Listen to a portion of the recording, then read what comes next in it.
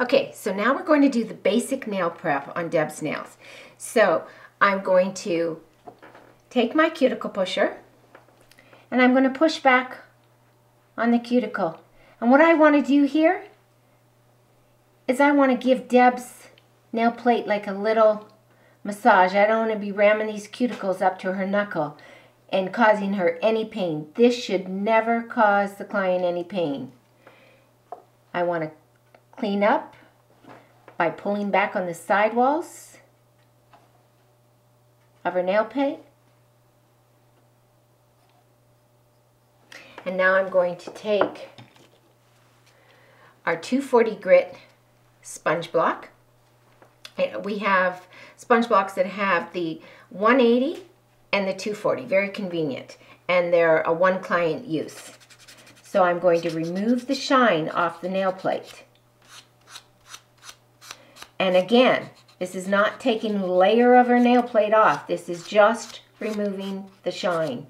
And you want to pull back when there's a free edge. You can definitely see that where the nail bed is, that it's matte. But we want to see that the free edge is matte too. So you want to just kind of do a double take over the free edge, because if you don't, if there's any shine left on this nail plate, it will cause lifting. Then I'm going to take nail wipe. It comes with a red plug inside, so it prevents leaking. I'm going to take the scissors and I'm going to just put 2 little holes in this. Put the cap back on.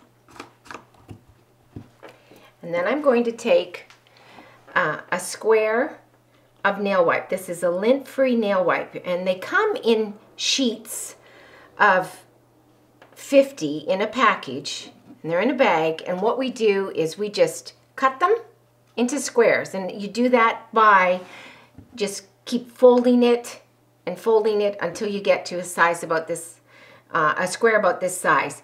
Okay, so I've saturated the nail wipe with nail wipe solution, and I am going to wipe away the dust and oils off the nail plate. This nail wipe will dehydrate the nail plate but not dry it out. And it's very important to utilize something that will do all of that. And you can see how it's wet now. The nail wipe will totally evaporate off this nail plate. Now, if you were to see any shine, because some people have a lot of moisture in their body and oils, and it will come out onto the nail plate. If you notice any type of a shine, now Deb's nail is totally matte, so this I can move on. But if I was noticing the shine, you might have to move up to the 180 grit. And so then I would just lightly buff again. And this is just a light buff. This is not taking any layers of the nail off. So now we're ready to do just, the nail is prepped. You never ever do a wet manicure.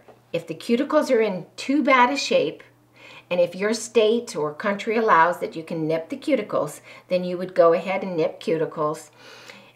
If the client's cuticles are really, really in bad shape, then I would recommend you do a wet manicure. Allow the time for the moisture to evaporate out of that nail plate, and then move on to the gel application. If you move on too quickly and you do a wet manicure, you're going to have problems. You're going to have lifting because the moisture will sit in that nail plate for at least 30-35 minutes. So you want to allow time for that nail plate, if you do a wet manicure, for the moisture to evaporate out of the nail plate. And then you would go ahead and do your prep, your basic prep, which I just did. So now we're ready to apply just a straight overlay with the gel.